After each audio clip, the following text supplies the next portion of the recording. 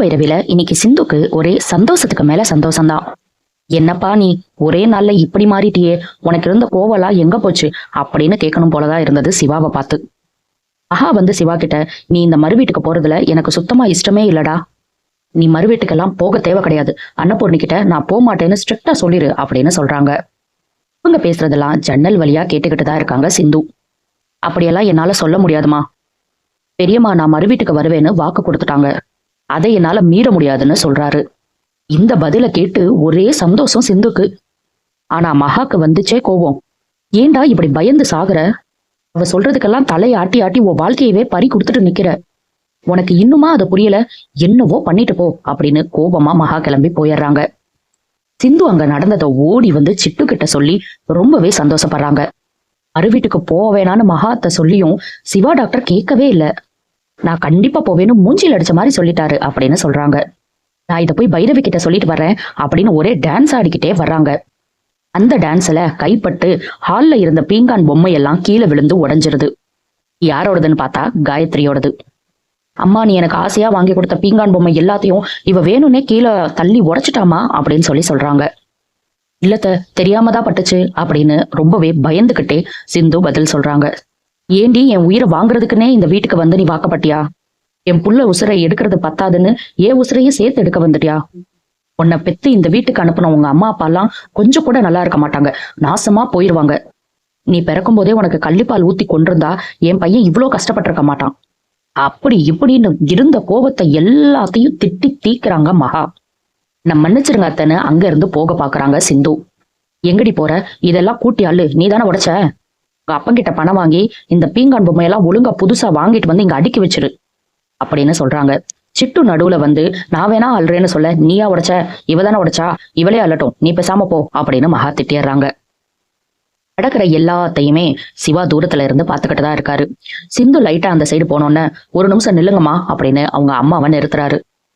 சிந்து போய் சொல்லி இந்த வீட்டுக்கு கல்யாணம் பண்ணிட்டு வந்தது உண்மைதான்.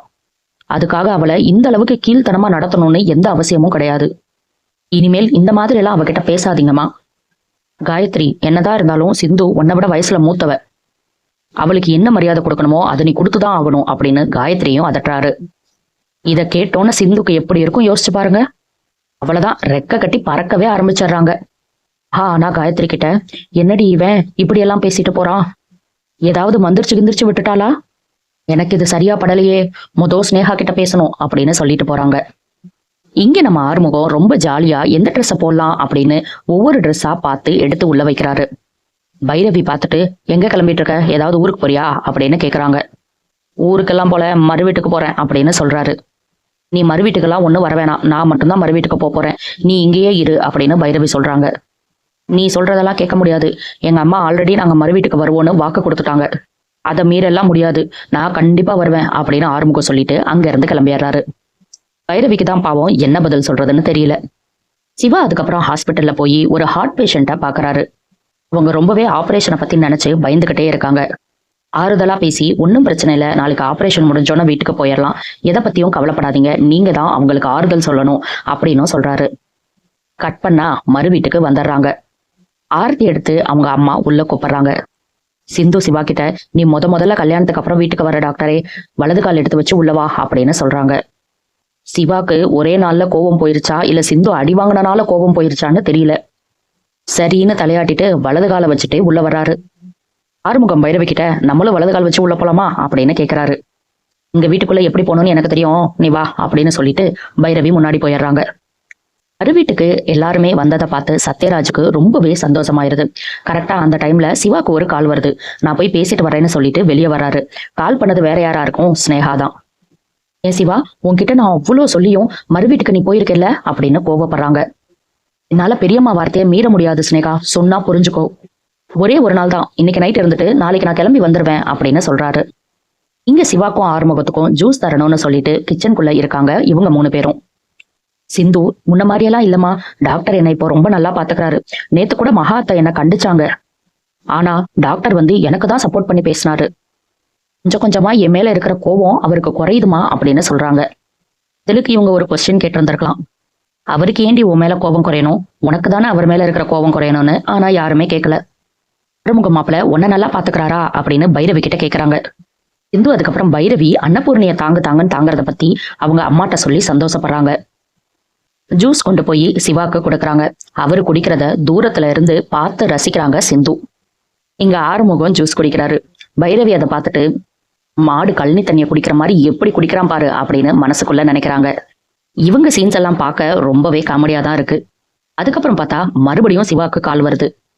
ஸ்னேகா இவன் அங்க விட்டு வச்சா சரிப்பட்டு வராது, ஏதாவது ஒண்ணுன்னு சொல்லி ஹாஸ்பிட்டலுக்கு கூப்பிடணும் அப்படின்னு சொல்லிட்டு மறுபடியும் கால் பண்றாங்க. சிவா, அப்பா ஒரு போர்ட் மீட்டிங் வச்சிருக்காரு, உன்னை வர சொல்றாரு, இப்பவே கிளம்பி வரியா அப்படின்னு கேக்குறாங்க.